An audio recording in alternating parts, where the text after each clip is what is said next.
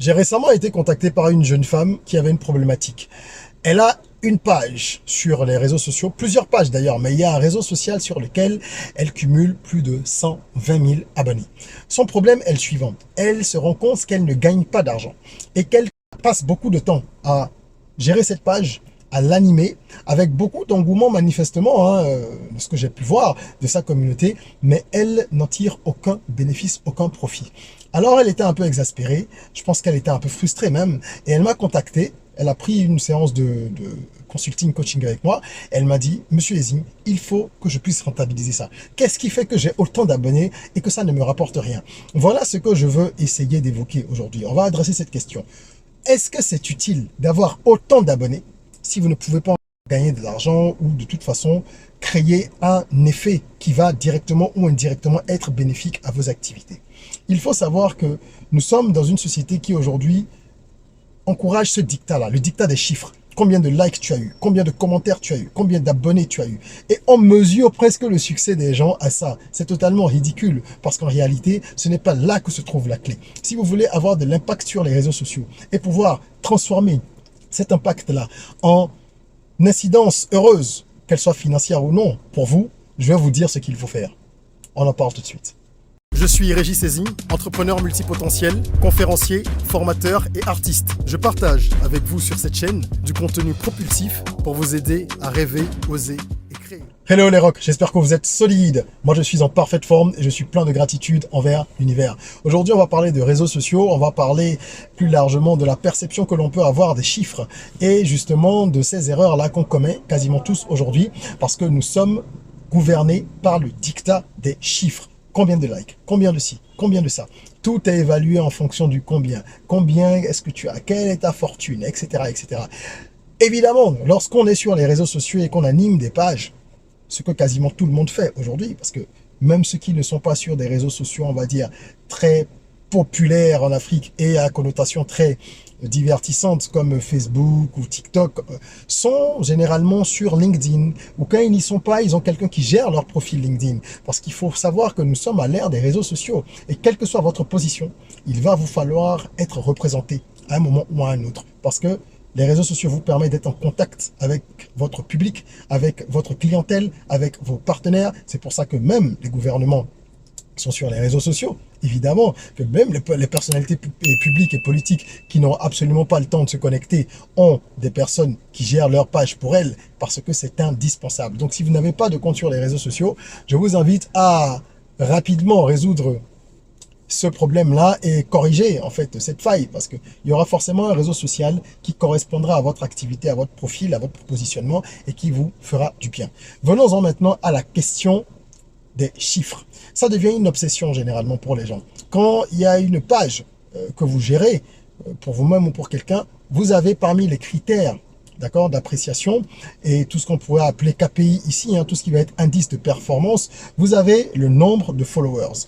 Et le nombre de followers, c'est un indicateur qui, selon moi, est complètement farfelu.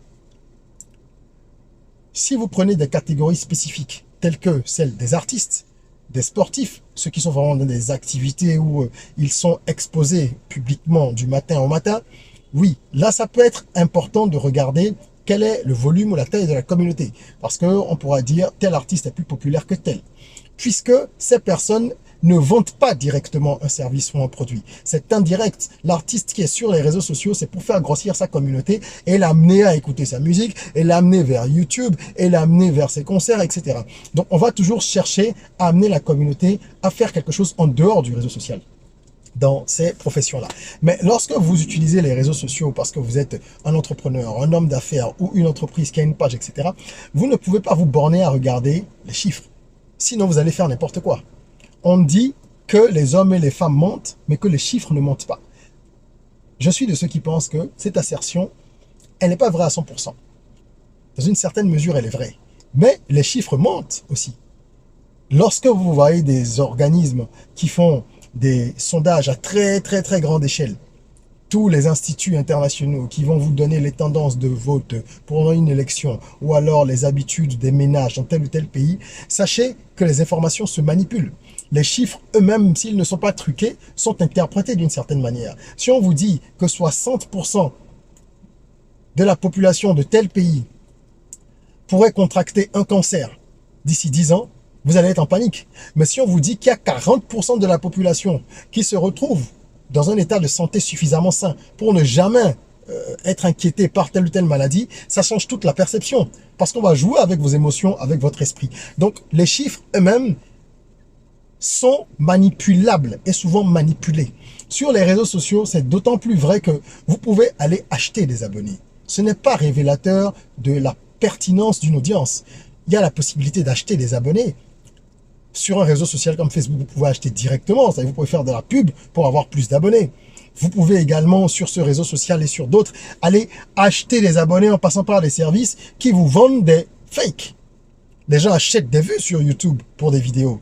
Les gens achètent des abonnés. Les gens achètent même des likes sur des posts. Vous vous rendez compte? Et il y a des personnalités publiques qui, dans leur stratégie, ont intégré ça de façon totalement courante. Donc, tous les mois, on achète X likes, on achète X vues. Tout ça, c'est dangereux. Je ne vous invite pas à le faire parce que à être obsédé par les chiffres, on finit par parfois être tenté par ce genre de pratique-là. Ça ne sert pas à grand-chose. Que vos fans, vos abonnés, vos followers soient des real, donc des organiques ou des abonnés achetés, ce n'est pas ça qui va retranscrire la puissance de feu de votre stratégie et la capacité de convertir ça. Ça revient donc à cette jeune femme qui m'a contacté et qui n'arrive pas à convertir ses 120 000 abonnés. Pourquoi? Parce qu'elle a une page, comme beaucoup de personnes, sur laquelle elle a publié pendant de nombreuses années tout et rien.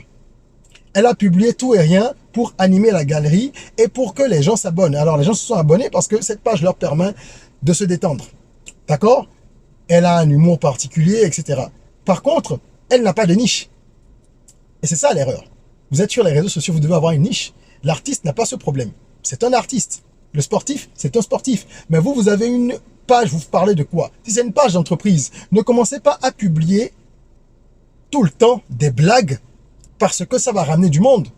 Évidemment, vous n'allez pas parler de vos produits 90% du temps. Ça, c'est interdit. C'est une des règles de base quand on gère des comptes sur les réseaux sociaux. Vous devez créer une communauté et non pas essayer de vendre quelque chose dans tout le temps. Par contre, vous devez avoir une niche et une ligne éditoriale. Les gens doivent savoir que quand ils viennent sur votre page, même si c'est pour voir un peu l'actualité, vous abordez l'actualité d'une certaine manière. Vous finissez peut-être toujours par essayer de vendre quelque chose à la fin, mais vous allez aborder l'actualité d'abord. D'accord? Ou vous retournez l'actualité à votre compte. Vous pouvez faire du newsjacking. Technique qui consiste par exemple à prendre en otage, entre guillemets, l'actualité et retourner ça de façon un peu comique pour vendre vos produits ou en tout cas positionner votre marque dans l'esprit des consommateurs. Vous devez trouver le moyen d'avoir une niche. Parce que sinon, vous n'aurez rien à vendre. Vous devez connaître vos consommateurs et savoir ce qu'ils sont prêts à acheter.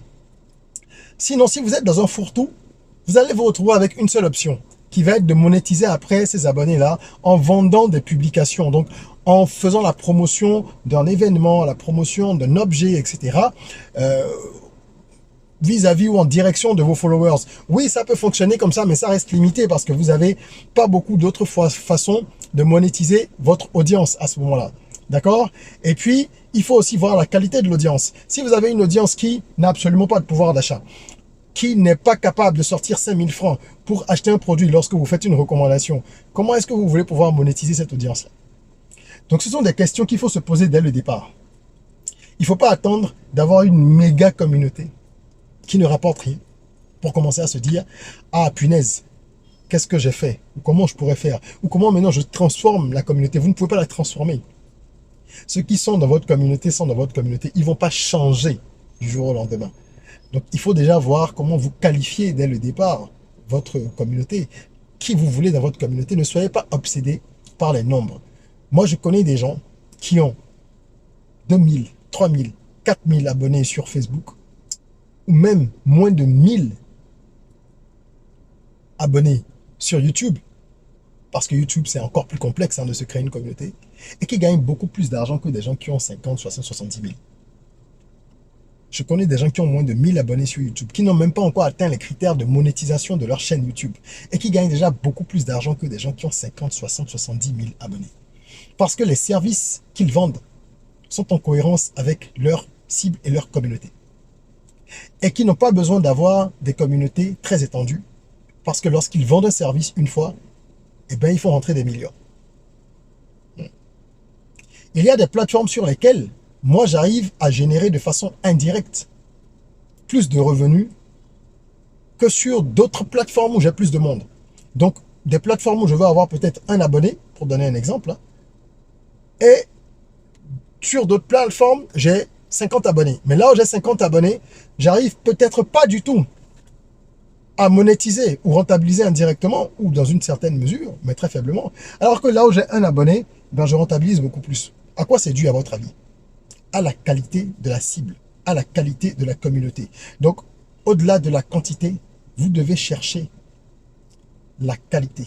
Comment est-ce que j'ai une audience qui peut me servir, sur laquelle je pourrais après me reposer pour créer des systèmes, sur laquelle je peux compter véritablement lorsque je vais avoir besoin. Parce que le principe des réseaux sociaux, et je finirai là-dessus, c'est de donner pour recevoir.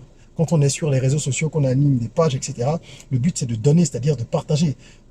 Si vous êtes un comédien, vous partagez de la bonne humeur. Si vous êtes un conseiller financier, vous partagez des conseils sur la gestion des finances personnelles. Si vous êtes un médecin, vous partagez des conseils, des avis, d'accord, dans votre domaine, etc. Tout le monde a sa place sur les réseaux sociaux. C'est une question d'angle de traitement de l'information, tout simplement, en fonction du réseau social et de votre profession et de vos objectifs. Mais une fois que vous avez compris cela, vous n'allez plus être obsédé par les chiffres et vous n'allez plus prendre des décisions qui vont être uniquement orientées vers l'accroissement d'une communauté. Il faut plutôt chercher à qualifier davantage votre communauté plutôt qu'à l'agrandir de façon indéfinie. Ça ne sert pas à grand chose. Donc voilà.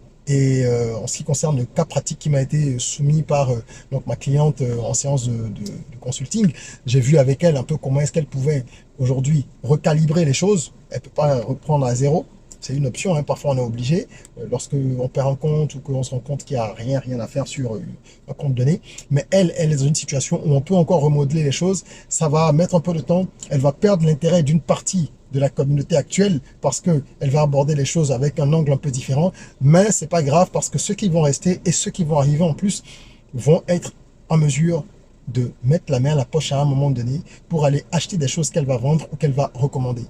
Voilà un petit peu comment est-ce qu'on fait les choses. Pour les détails, c'est vraiment au cas par cas, selon les profils, selon les histoires, selon les comptes de chacun et les objectifs. Donc, il n'y a pas de généralisation, mais les principes de base sont les mêmes. Voilà. Si vous vous retrouvez dans ce genre de situation, analysez bien les choses, faites-vous aider si vous en avez besoin. Vous pouvez toujours booker une séance de consulting et de coaching avec moi. Il y a un lien en description. Voilà, que ce soit au début ou en cours de route, faites-vous accompagner à des moments donnés. On en a besoin pour pouvoir parfaire sa stratégie et pouvoir rentabiliser le travail et le temps qu'on passe sur les réseaux sociaux.